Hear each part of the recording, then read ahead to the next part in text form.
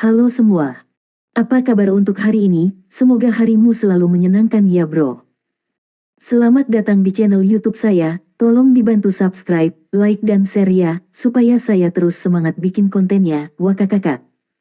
Sebelum masuk di alur cerita novel kali ini, saya sarankan untuk menonton cerita sebelumnya agar lebih memahami jalan ceritanya. Selamat mendengarkan. Soul Land 2 Chapter 310.1.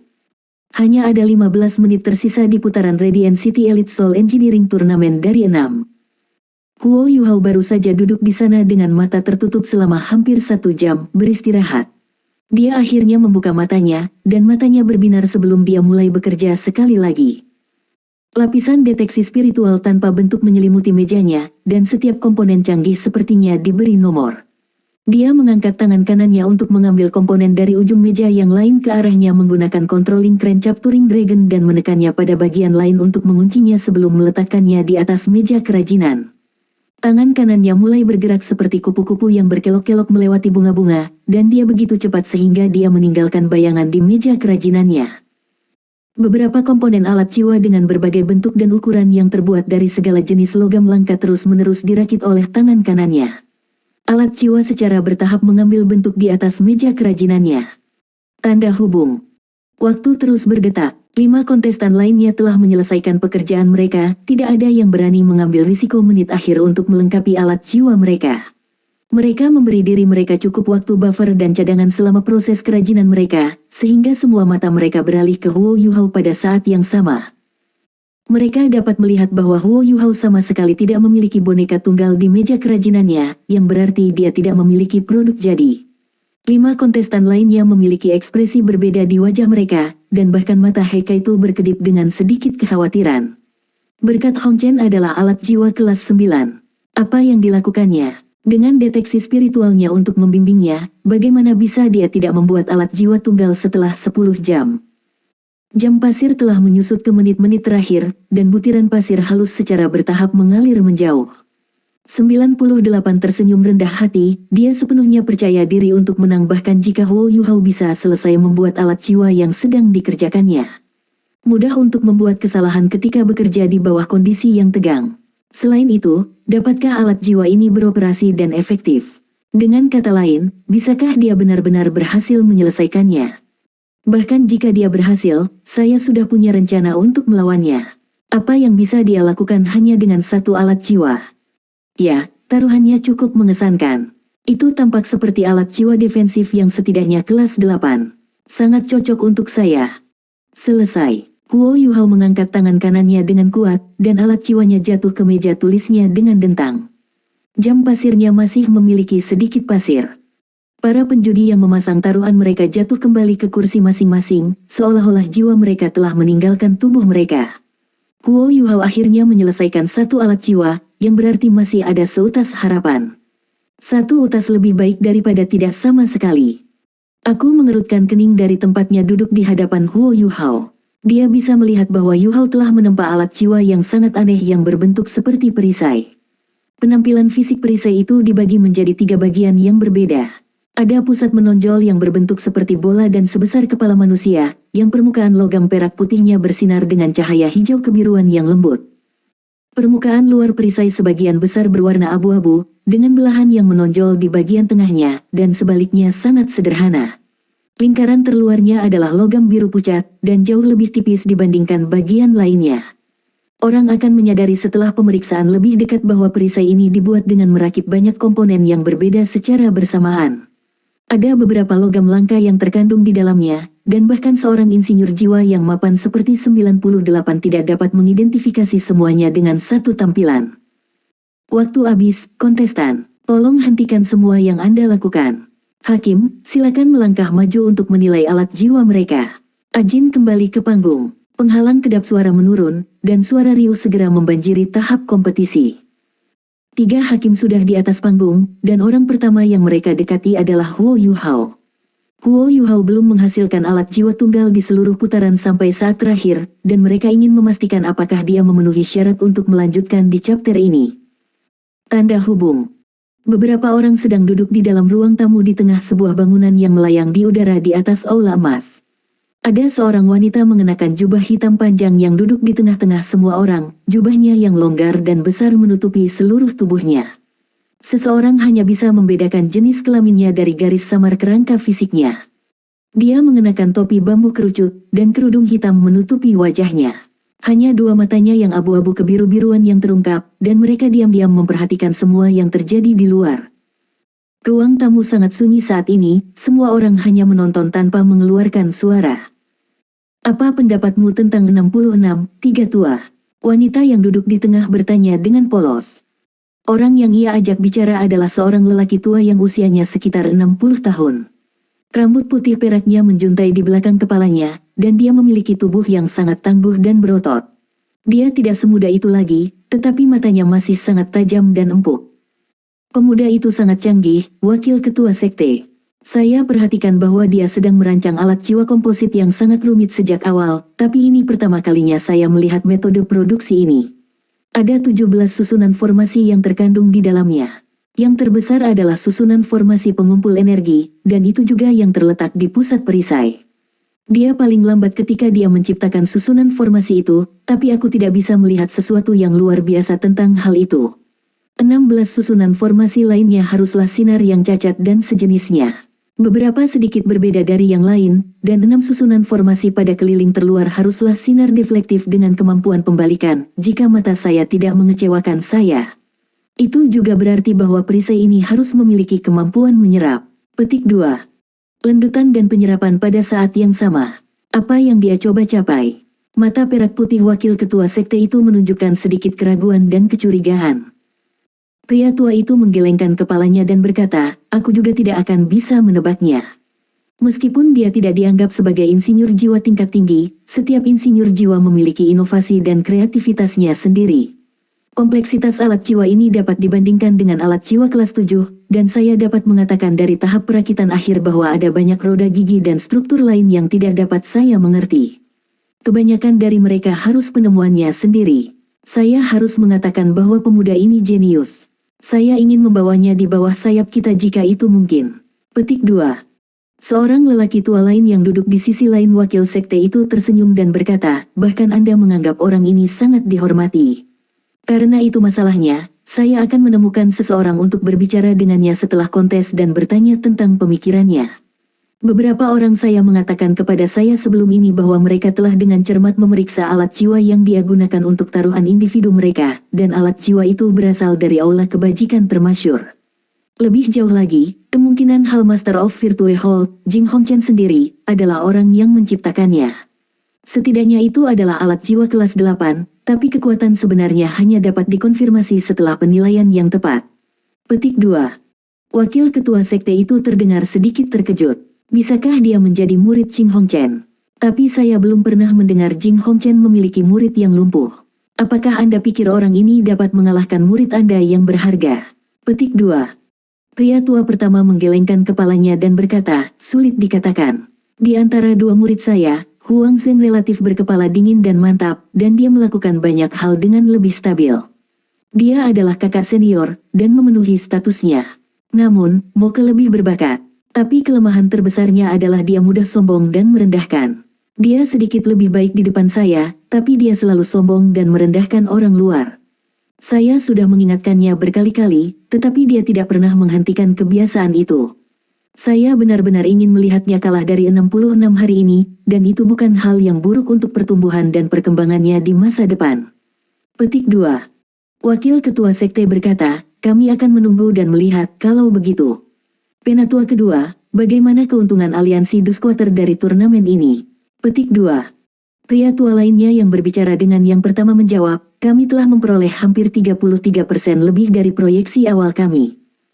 Wakil ketua sekte mengangguk dan berkata, baiklah. Setelah ini, kami akan meningkatkan kontrol kami atas logam langka pemerintah. Anda harus mengirim beberapa orang ketika saatnya tiba, karena ini adalah sumber daya utama sekte kami. Petik 2. Ya, penatua kedua mengakui dengan hormat. Tanda hubung.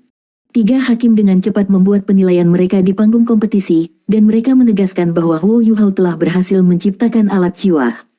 Namun, para hakim berbagi kebingungan dengan penatua ketiga dan wakil ketua sekte, dan mereka tidak mengerti mengapa Huo Yuhao akan membuat alat jiwa seperti itu. Ini adalah alat jiwa defensif dalam perkelahian, yang berarti bahwa Huo Yuhao akan menjadi orang yang pasif menerima serangan. Apakah dia ingin mengalahkan komponennya dengan mengerahkan kekuatan jiwanya? Aku tidak terlihat begitu baik ketika dia melihat bahwa alat jiwa Huo Yuhao adalah perisai. Awalnya, dia percaya bahwa Huo Yuhao sedang menciptakan alat jiwa ofensif dengan kekuatan serangan yang luar biasa. Tapi sepertinya penilaiannya salah, dan itu berarti sebagian rencananya untuk melawan Huo Yuhao sia-sia. Dia telah menghabiskan 4 jam menciptakan Invincible Barrier melawan Huo Yuhao secara khusus karena penilaiannya yang salah. Keenam insinyur jiwa dengan cepat divalidasi. 98 memiliki 6 alat jiwa yang lengkap. Huo Yuhao hanya memiliki 1, dan 96 juga memiliki 6. Heikaitu memiliki 5, dan 2 sisanya masing-masing memiliki 4. 96 dan 98 memiliki keunggulan besar dibandingkan yang lain dalam hal jumlah alat jiwa yang telah mereka ciptakan. Ketua Hakim mengambil alat jiwa tipe speaker dari Ajin. Dia mengumumkan sejumlah alat jiwa yang telah diselesaikan masing-masing kontestan sebelum dia menurunkan suaranya dan berkata, "Saya akan mengajukan pertanyaan rutin saya sekarang." Fase kerajinan telah berakhir, dan karena ini adalah putaran ke-6, setiap alat jiwa harus diuji di lapangan, tidak peduli bagaimana hasilnya. Alat jiwa Anda harus terbukti dalam pertempuran untuk menunjukkan kekuatan dan nilai mereka. Izinkan saya bertanya kepada Anda sekarang, apakah ada yang merasa bahwa alat jiwa Anda tidak cukup untuk melawan lawan Anda? Anda memiliki opsi untuk mundur sekarang. Jika tidak, Anda bertanggung jawab atas cedera Anda sendiri, dan bahkan kematian Anda begitu kita memasuki fase pertempuran. Petik 2. Ada lebih banyak ketegangan di panggung kompetisi begitu ini dikatakan, dan suasananya terasa jauh lebih bermusuhan. Banyak pejabat sudah di atas panggung untuk menghapus 6 meja kerajinan, dan mereka juga sementara menghapus logam langka yang dimaksudkan sebagai hadiah. Jelas bahwa tahap kompetisi melingkar ini adalah tempat 6 insinyur jiwa akan bertarung habis-habisan. Soul Land 2 Chapter 310.2. Tidak ada yang mundur. Hadiahnya sangat kaya dan murah hati, siapa yang tidak mau mencobanya? Bahkan jika seseorang berakhir dengan kekalahan, mereka masih bisa mengakui kekalahan. Sangat tidak mungkin bagi seseorang untuk mati dalam turnamen yang difokuskan pada membandingkan alat jiwa. Sangat baik, karena tidak ada yang memutuskan untuk mundur, kami akan memulai fase pertempuran. Bolehkah saya mengundang 96 dan 37 untuk memulai pertandingan pertama? Petik 2.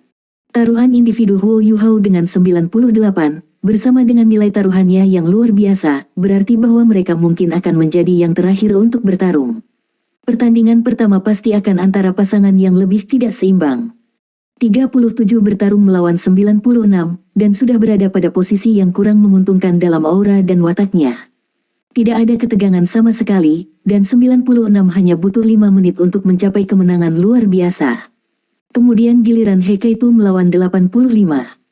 Heikaitu secara bertahap melangkah ke panggung kompetisi dengan meriam besar di pundaknya. Dia telah membuat 5 alat jiwa, meriam hitam di bahunya, penutup dada bundar, perisai, pelat pinggang, dan helm. Itu adalah 5 alat jiwanya yang berbeda, dan dia diperlengkapi dengan baik dalam hal serangan dan pertahanan. Hampir setiap kontestan tunggal memilih arah ini. Lawan Heikaitu sedikit lebih sederhana dibandingkan. Lawannya memiliki pelindung dada, dan 1 meriam jiwa yang relatif lebih kecil di masing-masing pundaknya. Dia juga memiliki alat jiwa seperti sabuk di pinggangnya. Mereka berada di dalam tahap kompetisi Aula Emas, dan itu jauh lebih kecil dari tahap kompetisi Continental Elite Youth Soul Master Tournament. Tidak ada pihak yang memiliki banyak ruang untuk bergerak, dan serangan jarak jauh apapun dapat mencapai pihak lain dalam waktu singkat. 3 hakim kembali ke posisi mereka, dan ketua hakim berseru, "Mulai." Baik Heikaitu dan 85 melepaskan jiwa bela diri mereka di waktu yang hampir bersamaan. Heikaitu sangat cepat, dan 6 cincin jiwa bangkit dari kakinya. Saat melihat ini, hadirin berteriak dan berseru. Heikaitu adalah seorang kaisar jiwa berantai 6, dan ini berarti bahwa lelaki bertopeng jangkung dan bertopeng lebar ini kemungkinan juga seorang insinyur jiwa kelas 6. Orang-orang yang telah memasang taruhan mereka pada Heikaitu mulai terkesiap dan berseru dalam sukacita dan kegembiraan. 85 memucat dibandingkan Dia memiliki 2 cincin jiwa kuning dan 3 ungu, hanya 5 cincin jiwa, dan dia tidak memiliki kombinasi cincin jiwa paling optimal. Kedua belah pihak memilih untuk melepaskan alat jiwa yang sama pada awalnya, penghalang jiwa pelindung. Lapisan cahaya putih naik dan membungkus tubuh mereka di dalam. Kedua penghalang jiwa adalah kelas 5, karena mereka hanya punya 10 jam untuk membuat alat jiwa mereka. Alat jiwa seperti sabuk yang melingkari pinggangnya meledak dengan cahaya warna-warni, dan lingkaran demi lingkaran cahaya yang kuat berdesir keluar darinya. Gelombang kekuatan jiwanya mulai berkembang dengan kecepatan kilat. Wow, lihat semuanya. Alat jiwa di sekitar pinggang 85 adalah alat jiwa pengumpul energi yang sangat langka. Ini dapat memfokuskan dan menyingkat kekuatan jiwa pengguna dalam waktu singkat. Sangat sulit untuk membuat alat jiwa seperti itu, dan seseorang harus sangat tepat dalam proses kerajinan. Jika tidak, satu kesalahan akan menyebabkan cedera pada pengguna. Saya bisa membayangkan sekarang bahwa serangan berikutnya tahun 85 akan sekuat dan sekeras badai petir. Dengan penguatan alat jiwa pengumpul energinya, serangannya dapat menyaingi insinyur jiwa kelas 6 untuk waktu yang singkat. Petik 2. Heike itu tidak merespon ketika dia melihat alat jiwa pengumpul energi lawannya. Dia dengan tenang mengangkat lengan kirinya dan memblokir dadanya, perisai sepanjang kaki di lengan kirinya mulai berbunyi samar dan memancarkan lapisan cahaya kuning keunguan. Lihat, penghitung yang bagus. Perisai yang telah dipilih 88 untuk digunakan haruslah perisai yang mencerminkan jiwa. Perisai ini sangat tahan dan efektif terhadap semua serangan kekuatan jiwa, atau lebih tepatnya, semua jenis sinar jiwa. Satu-satunya masalah adalah bahwa saya tidak bisa mengatakan apa jiwa yang mencerminkan kelas perisai ini. Petik 2. Pertarungan dimulai, dan air liur Ajin menyembur kemana-mana ketika dia berkomentar penuh semangat tentang pertempuran itu. Alat jiwa pengumpul energi untuk sementara waktu dapat meningkatkan kemampuan ofensif seorang insinyur jiwa, tetapi juga menghabiskan lebih banyak kekuatan jiwa. Pengguna harus mencapai kemenangan secepat mungkin. 85 merasa hatinya tenggelam ketika dia melihat 6 cincin jiwa Heike itu. Dia tahu bahwa dia hanya memiliki satu kesempatan untuk menang. Karena ini, dia tidak menunggu Heike itu untuk melakukan hal lain, dan menembakkan meriam jiwa kembar di bahunya. 2 lampu berbeda meledak ke arah Heike itu. Meriam jiwa di bahu kirinya adalah sinar jiwa putih yang cemerlang. Udara di sekitarnya terasa sedikit aneh ketika sinar ini melonjak, dan semua orang tampak melihat retakan dan air mata di udara di mana sinar jiwa ini berlalu. Udara tampak seperti kaca dan pecah setelahnya. Meriam jiwa lainnya menembakkan bola cahaya merah muda. Bola ini sebesar kepalan tangan, tetapi tumbuh semakin besar saat terbang di udara. Setiap kontestan yang dapat mencapai chapter 6 memiliki kekuatan unik mereka sendiri, dan 85 tidak terkecuali. Bahkan Huo Yuhao sedikit heran ketika dia menyaksikan meriam jiwa itu. Keduanya adalah alat jiwa kelas 5 yang jarang terlihat. Sinar jiwa yang retak membuka udara saat terbang disebut gelombang kejut yang membelah. Meskipun mirip dengan bom kejut, ada dunia perbedaan di antara mereka. Bom kejut mengandalkan gelombang kejut yang kuat dan kuat, namun gelombang kejut yang membelah menyerupai pisau dan bilah yang tak terhitung jumlahnya. Efek pemotongan yang kuat akan diarahkan ke target, dan itu akan memotong dalam pola yang sangat tidak teratur. Gelombang kejut yang membelah itu sangat destruktif, sengit dan brutal. Namun, sangat sulit untuk membuat ini, dan cukup sulit untuk mengendalikannya juga. Gelombang kejut yang terpisah secara inheren tidak stabil, dan dapat dengan mudah melukai pengguna mereka. Karena itu, para insinyur jiwa biasanya tidak memilih alat jiwa semacam itu. Namun, 85 tampaknya sangat percaya diri, dan jelas bahwa dia sangat akrab dengan menggunakan alat jiwa yang serupa. Bola merah muda di sisi lain tidak jauh lebih buruk, dan itu dikenal sebagai meriam enfibling. Meriam ini dapat dianggap sebagai versi yang lebih primitif dari sinar penuaan yang telah digunakan pada Wang Qiwer. Sulit bagi pertahanan berbasis energi manapun untuk menghilangkan efek meriam yang melemahkan, dan siapapun yang terkena dampaknya akan segera memasuki kondisi lemah. Keadaan yang melemah ini berkepanjangan dan berkelanjutan, dan korban harus beristirahat untuk waktu yang sangat lama untuk pulih. Kedua alat jiwa itu dianggap sangat sulit untuk dibuat di antara alat jiwa kelas 5. Selain itu, banyak kekuatan jiwa harus dikonsumsi saat menggunakannya. Jelas bahwa 85 disiapkan dengan peralatannya. Dia memiliki penghalang jiwa pelindung kelas 5 untuk membela diri, dan sabuk pengumpul energinya meningkatkan kekuatan jiwanya, sementara 2 meriam jiwanya yang tangguh akan menjaga lawannya. Pengaturannya cukup mengesankan. Gelombang kejut yang memecah adalah yang pertama mencapai Hekaitu. Itu berbenturan dengan penghalang jiwa Hekaitu, suara melengking dan menusuk telinga terdengar. Penonton bisa melihat luka dan bekas luka dengan cepat berseliweran di penghalang jiwa Hekaitu. Karakteristik paling menakutkan dari gelombang kejut adalah bahwa ia dapat ditembakkan secara terus-menerus.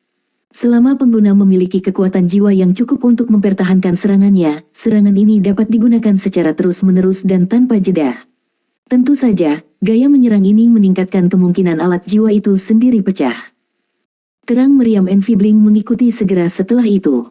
Tidak sulit untuk membayangkan bahwa penghalang jiwa Hekaitu pasti tidak akan mampu menahan gelombang kejut yang membelah jika dia memasuki kondisi lemah, dan kemungkinan itu akan langsung diiris dan dipotong-potong menjadi beberapa bagian.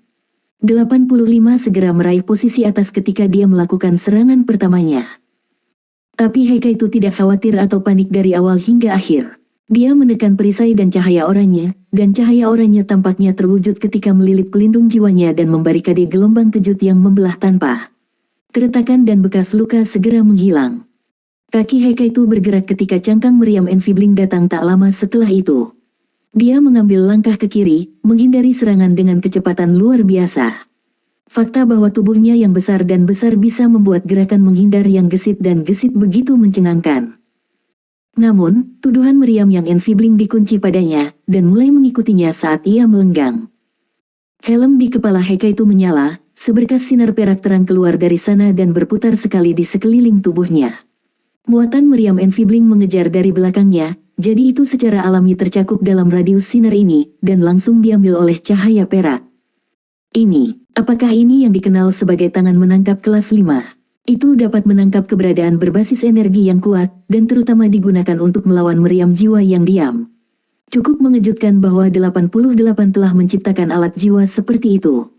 Ini adalah ciptaan yang sangat pintar. Petik 2. Tangan menangkap Hekaitu melilit biaya Enfibling, dan efek pengunciannya segera dihilangkan. Hekaitu melemparkan muatan meriam kembali ke arah 85, ingin memberi lawannya rasa obatnya sendiri. Bola cahaya merah muda meluncur lurus ke arah 85 dengan kecepatan lebih cepat dari yang awalnya diluncurkan. 85 diatasi dengan kaget, tetapi tanggapannya masih tepat. Tangan menangkap Hekaitu dapat menangkap entitas berbasis energi apapun pada kecepatan tertentu, tetapi itu tidak dapat menjaga kemampuan mengunci. 85 menghindar ke satu sisi dan menghindari cangkang meriam ini, tetapi gelombang kejutnya yang pecah berhenti sejenak karena gerakannya. Tepat pada saat itu, pilar cahaya biru yang cemerlang melonjak di panggung kompetisi. Pilar biru ini meledak seperti petir, dan seluruh aula emas tampak bergetar dan menggigil bersamanya. Hanya ada kubah pelindung di sekitar tahap kompetisi, tidak ada penghalang kedap suara.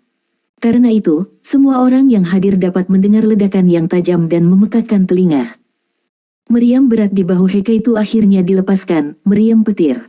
Ini adalah salah satu alat jiwa favorit Hekaitu. Soul Land 2 Chapter 310.3. Petir yang menakutkan merobek udara terbuka saat itu bergemuruh ke arah lawan Hekaitu. Pencahayaan ungu kebiruan menyebabkan udara berputar dan memutarbalikkan, dan 85 baru saja menghindari muatan meriam Enfibling sendiri ketika wajahnya berubah. Kelas 6. Itu meriam petir kelas 6. Penghalang jiwa pelindung saya tidak bisa mengatasinya. Dia ragu-ragu sejenak sebelum dia berteriak, aku mengakui kekalahan. Dia memang memiliki opsi untuk melawan serangan ini. Dia bisa menggunakan Invincible Barrier-nya untuk membela diri, tetapi melakukan itu tidak berbeda dengan mengakui kekalahan. Hampir setiap insinyur jiwa di atas kelas 5 dilengkapi dengan Invincible Barrier, tetapi item ini sangat mahal sehingga tidak ada yang akan menggunakannya kecuali keadaannya adalah masalah hidup dan mati. Ini terutama terjadi ketika turnamen dilarang menggunakan alat jiwa yang tidak dibuat selama turnamen, dan ini berarti menggunakan Invincible Barrier setara dengan mengakui kekalahan. Ledakan. Meriam petir ditarik setelah hanya satu tembakan. Namun meski begitu, 85 langsung terlempar mundur dari benturan, dan penghalang jiwa pelindung kelas 5-nya langsung hancur. Kekuatan jiwanya hampir seluruhnya dihancurkan oleh dampak, dan seluruh tubuhnya terbakar hitam. Dia memuntahkan seteguk darah ketika dia jatuh kembali ke tanah. Ajin tidak bisa membantu tetapi berseru, 85 mencintai kekayaan lebih dari dia mencintai hidupnya. Saya percaya dia memiliki Invincible Barrier dengannya, tetapi dia tidak tahan untuk menggunakannya. Saya akan melakukan hal yang sama jika saya berada di posisinya. Sayang sekali aku bukan insinyur jiwa. Petik 2. Pertempuran berakhir, dan kemenangan telah ditentukan. Heike itu sebenarnya cukup penyayang dan murah hati. Kalau tidak, jika dia melepaskan kekuatan lightning cannonnya sampai batas maksimal, 85 akan terluka parah, atau langsung terbunuh. Terima kasih telah menunjukkan belas kasih padaku. 85 bangkit berdiri dan segera membungkuk hormat kepada Heike itu. Meskipun dia telah kehilangan ronde ini, lawannya langsung berhenti menyerang setelah dia mengakui kekalahan. Dia penuh dengan niat baik terhadap lawannya. Heike itu mengingat semua yang dikatakan Huo Yuhao. Dia tidak membuat suara, tetapi mengangguk ke arah lawannya sebelum dia meninggalkan panggung kompetisi untuk mengklaim hadiahnya. Tanda hubung. 2 pertandingan dari 3 berakhir. 96 sangat kuat dan dominan, dan alat jiwa kelas 6 terakhir Heike itu sama kuat dan mengesankan. Keduanya memberi kesan mendalam dan langgeng kepada hadirin. Insinyur jiwa biasanya menyelesaikan pertarungan mereka dengan sangat cepat, dan keretakan dalam kekuatan dan standar dengan cepat disajikan dalam pertarungan. Puncak acara akan segera dimulai, dan para kontestan yang bertaruh satu sama lain akan bertarung. Semua orang yang hadir mulai mengambil napas pendek dan cepat.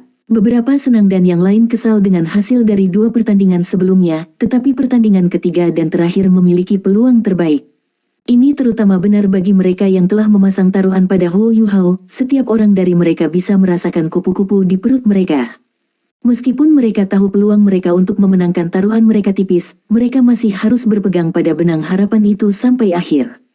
Kemungkinannya adalah 1 hingga 3. Ini dianggap sebagai peluang yang sangat baik, dan mereka akan mendapat untung besar jika mereka memenangkan taruhan ini. Mereka yang memasang taruhan pada 98 tidak khawatir sama sekali. 6 alat jiwa versus 1. Kecuali lawannya memiliki kartu as yang memastikan kemenangannya, keunggulan 98 itu terlalu jelas. Tidak ada yang mereka khawatirkan sama sekali. Huo Yuhao tersenyum, tetapi senyumnya terasa sedikit dingin. Pejabat mendorong kursi rodanya ke panggung kompetisi, dan 98 melangkah ke panggung di sisi lain, sepenuhnya dilengkapi dengan 6 alat jiwanya. Tatapan mereka bertemu, dan ujung mulut 98 membentuk senyum.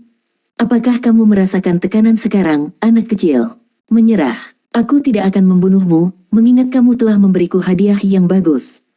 Aku akan membiarkanmu menjaga hidupmu karena itu. Petik 2. Wajah Huo Yuhao hitam. Kami bahkan belum bertarung. Bagaimana Anda begitu yakin bahwa Anda akan menang? Biarkan saya memberitahu Anda, saya memiliki banyak kekuatan jiwa. Huff. Petik 2.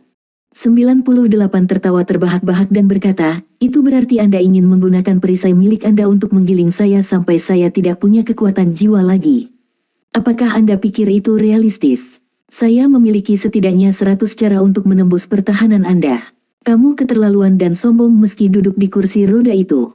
Sekarang saya mengerti mengapa Anda lumpuh. Petik 2. Huo Yuhao merasakan simpul di hatinya. Meskipun dia dengan sengaja menunjukkan kelemahan pada lawannya, dia masih tidak merasa sangat senang ketika lawannya menyebut dia sebagai orang cacat yang sombong dan sombong. Kita akan lihat selama pertandingan. Saya harap Anda tidak akan menangis setelah kalah dalam pertempuran. The Darkness Green Dragon, ya, ini sudah menjadi milikku. Huo Yuhao mendengus dingin, tetapi sepertinya dia tidak punya bahan untuk mendukung kata-katanya. Darkness Green Dragonku ada di sini. Saya khawatir Anda hanya bisa melihatnya. Hahaha. Aku melambaikan tangan kanannya, dan lampu hijau gelap melayang di ujung jari-jarinya seperti ular spiritual yang menjadi hidup. Huo Yuhao harus mengakui bahwa 98 cukup berhasil dengan alat jiwa, dan ia memiliki pencapaian sendiri. Hakim. Huo Yuhao tiba-tiba berteriak. Ketiga hakim berbalik ke arahnya dengan bingung. Huo Yuhao berkata, saya sudah memberikan pasak saya kepada Anda sebelum ini. Fase kerajinan telah usai, jadi bukankah seharusnya aku memberikan pasaknya padamu sama seperti aku? Itu adil. Petik 2. Aku merasakan wajahnya membeku sesaat, tetapi dia dengan cepat kembali normal. Dia dengan murah hati mengungkapkan Darkness Green Dragon di tangannya dan berkata, bawa pergi, kalau begitu. Lagi pula itu akan kembali kepadaku sebentar lagi. Petik 2. Huo Yuhao dapat dengan jelas mengatakan bahwa 98 tidak sanggup berpisah dengan pisau pahatnya ketika hakim mengambilnya. Semua insinyur jiwa di setiap kelas sama akrabnya dengan pisau pahat yang selalu mereka gunakan seolah-olah itu adalah anak mereka sendiri. Itu wajar bahwa setiap insinyur jiwa akan merasa sedikit keluar dari tempatnya tanpa pisau ukiran favorit mereka. Tanda hubung. Mereka memasuki tahap kompetisi dan memihak mereka.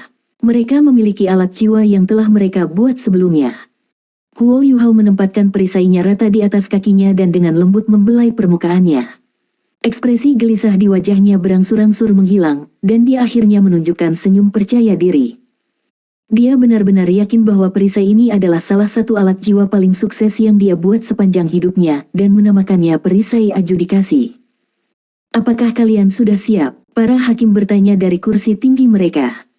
Saya siap, baik Huo Yuhao dan 98 merespons pada saat yang sama. Baik, angkat penghalang pelindung. Petik 2. Rintangan pelindung kuning pucat bangkit dan membentuk belahan yang mencakup seluruh tahap kompetisi. Rintangan ada di sana untuk mencegah alat jiwa dilepaskan dari merusak aula emas. Huo Yuhao mengangkat perisai di tangannya. Aku tampak santai seperti biasa di sisi lain, dan dia mengangkat meriam jiwa yang tampak aneh dengan tangan kanannya. Mulai. Chapter pertandingan final 6 dimulai dengan pengumuman hakim. Huo Yuhao mengangkat perisainya di depannya.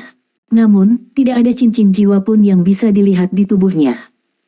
Di sisi lain, suara siulan bisa terdengar di bawah kaki 98 ketika 2 cincin kuning, 2 ungu, dan 2 jiwa hitam naik, satu demi satu.